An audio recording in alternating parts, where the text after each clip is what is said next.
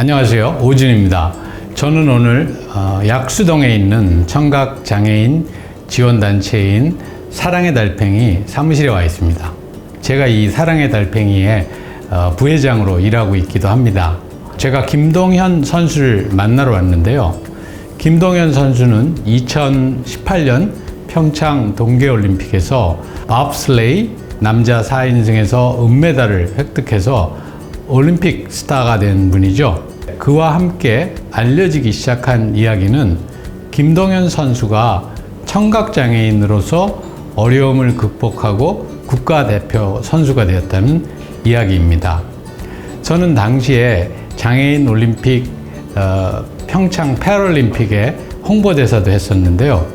김동현 선수가 장애를 갖고 있으면서도 패럴림픽이 아닌 일반 올림픽 본대회에서 은메달을 수상한 감동적인 쾌거를 보고 정말 깊은 감명을 받았습니다.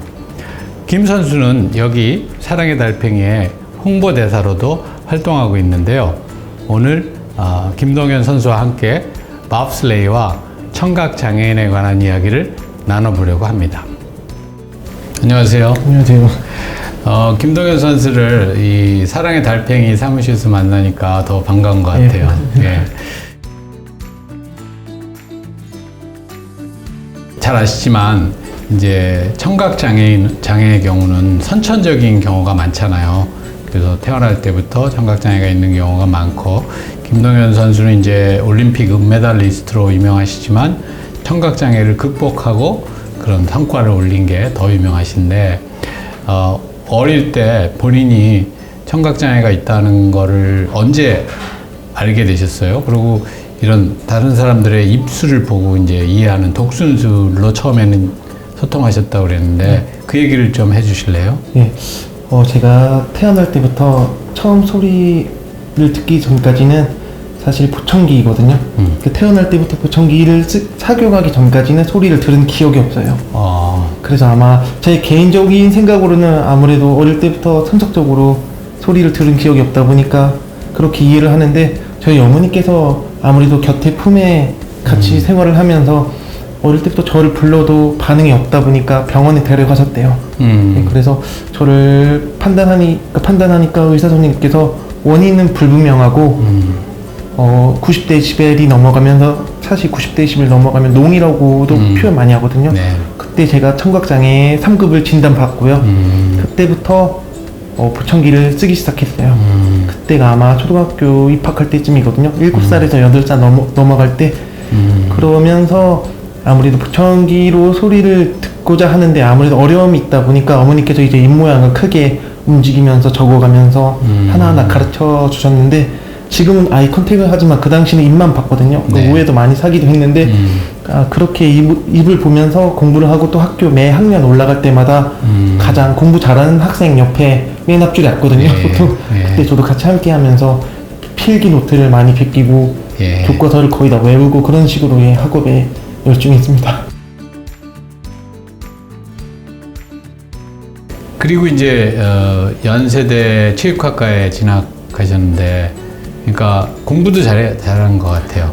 연세대 체육학과를 특별히 가게 된 어떤 이유? 뭐 배경 이런 게 있었어요? 네, 아무래도 제가 장애가 있다 보니까 저처럼 뭐 굳이 청각장애가 아니더라도 신체적으로 조금 불편한 친구들을 위해서, 조금 사회적으로 약자를 위해서 그러한 친구들을 위해서 뭔가 교육을 시켰으면 좋겠다, 선생님이 되고자 하는 희망이 있었거든요. 그럼 인공 달팽이관, 인공 와우 수술은 대학에 진학한 다음에 하신 건가요? 예, 2007년도 대학생 2학년 때. 예. 그럼 보청기를 쓰면서 독순술로 소통을 할 때는 전화는 받을 수 없었군요. 예.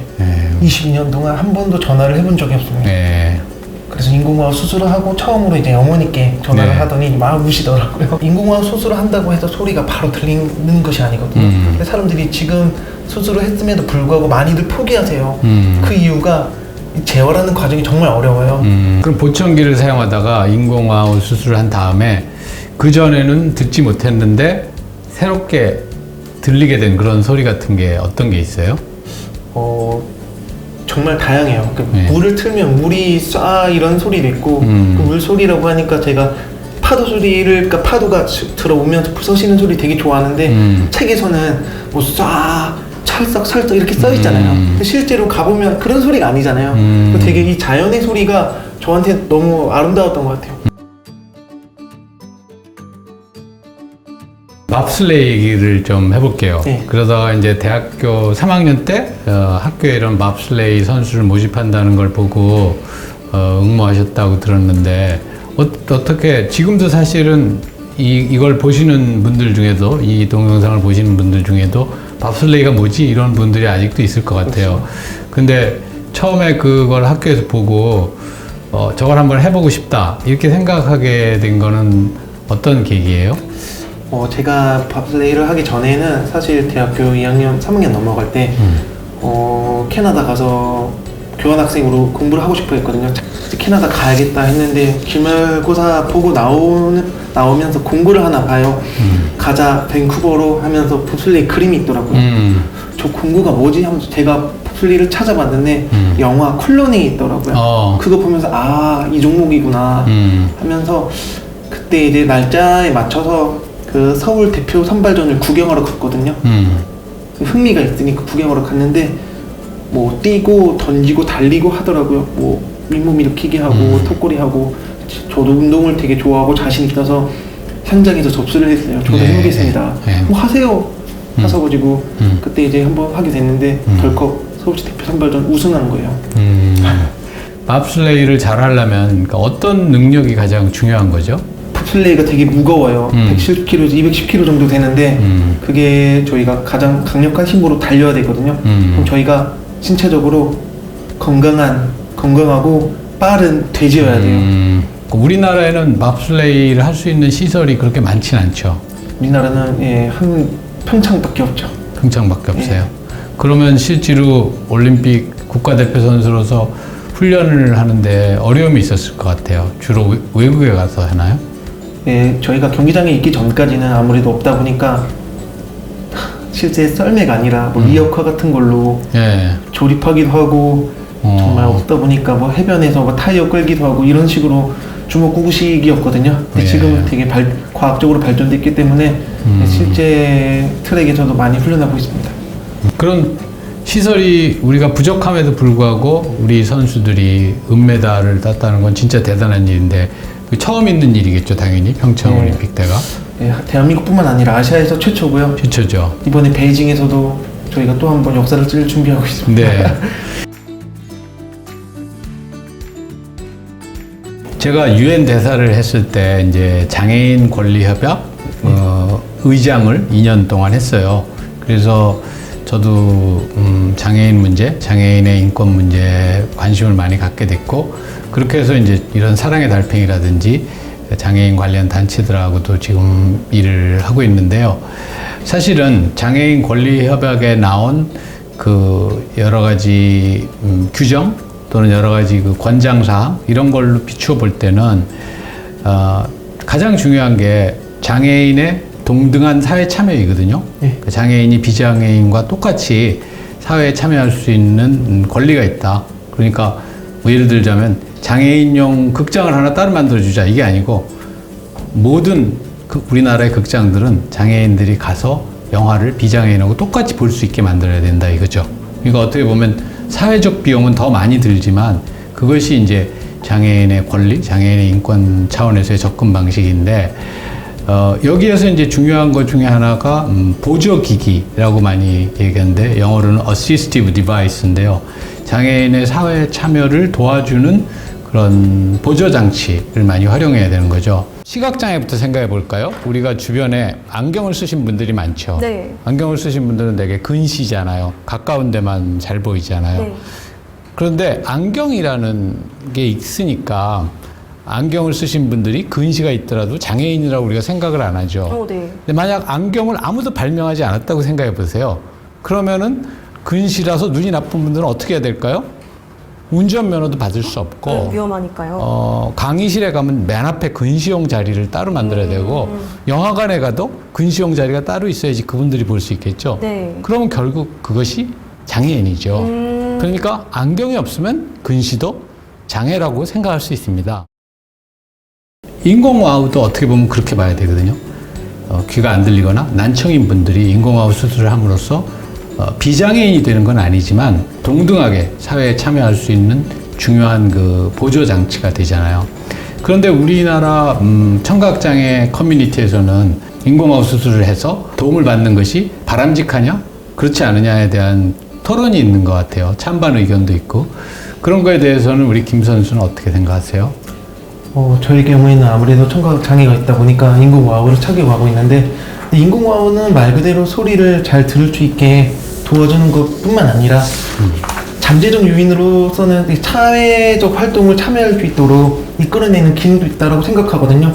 그런 면에서 본다면 저는 약간 찬성 쪽인 것 같은데, 아무래도 저도 인공와우를 착용하지 않으면 소리를 전혀 들을 수가 없어요. 그러면 의사소통의 부재로 인해서 저 또한 사회적인 활동을 참여할 수 없다라고 생각하거든요. 그런 젊은이들, 학생들, 자기가 현재 어려움이 있지만 뭔가 이걸 극복하고 남다른 또는 남과 같은 그런 어떤 활동을 하고 싶다, 이런 꿈을 가진 젊은이들에게 혹시 하시고 싶은 말씀 같은 게 있으세요? 사실 저뿐만 아니라 많은 사람들이 느끼겠지만 사실 장애는 극복하는 대상이 아니라고 생각하거든요. 받아들이는 순간 이미 극복이 됐다고 생각을 해요. 사람들이 저한테 많이 물어봐요. 너는 어떻게 생각하냐고. 근데 저는 사실 장애라고 하는 것이 제가 소리를 잃은 것이 장애가 아니라 꿈을 잃은 것이 장애라고 생각하거든요. 그래서 사람들이 많이 다양한 경험을 통해서 꿈을 하나하나 이뤄나간다면 세상은 정말 긍정적인 사회로, 사회적 인식도 변하고 서로 모두 다 공등한 사회로 변화될 거라고 생각합니다. 끝으로 본인이 지금 이제 앞으로 또 활동도 더 많이 하시고 더 사회를 위해서 좋은 일도 많이 하셔야 되는데, 본인이 가진 난 앞으로 이런 걸 이루고 싶다, 이런 꿈을 실현하고 싶다 하는 현 시점에서의 뭐 그런 계획이나 이런 걸 좀 얘기해 주실래요? 사실 저는 어릴 때부터 꿈이 늘 장래희망 적으면 운동선수였거든요. 장애가 있지만 운동선수를 늘 꿈꿨는데 아무래도 장애가 있다 보니까 부모님께서 많이 만류하셨어요. 너무 걱정이 돼서.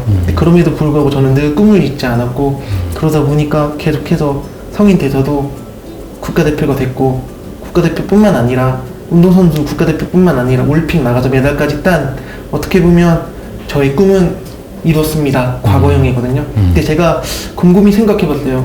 올림픽 메달을 따고 나는 꿈을 이뤘는데 이제 어떻게 하지?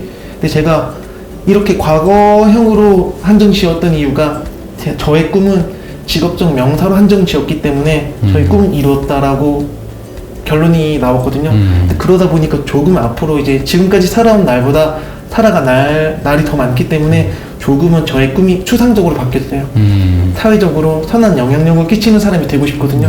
그게 이제 뭐 장애인의 권리를 외치든 아니면 운동선수로 저의 모습을 보여주든 아니면 사람들에게 희망을 전하든 어떠한 위치에 있든 간에 저는 그렇게 선한 영향력을 끼치는 사람이 되고자 하는 게 저의 목표입니다. 네, 너무 좋은 생각 같고요. 또 꿈이 우리나라가 너무 많아서 우리나라 또 스포츠 외교, IOC라든지 이런 데도 앞으로 많은 인재들이 필요하고, 김동현 선수는 그런 데도 적합하실 것 같고, 특히 그런 장애를 극복한, 장애를 가지고 있으면서도 그런 비장애인이 성취하기 어려운 목표를 달성하신 분이고, 오늘 이렇게 시간 내주셔서 너무 감사하고 앞으로 더 큰 역할을 기대합니다. 감사합니다. 너무 좋은 말씀 감사합니다.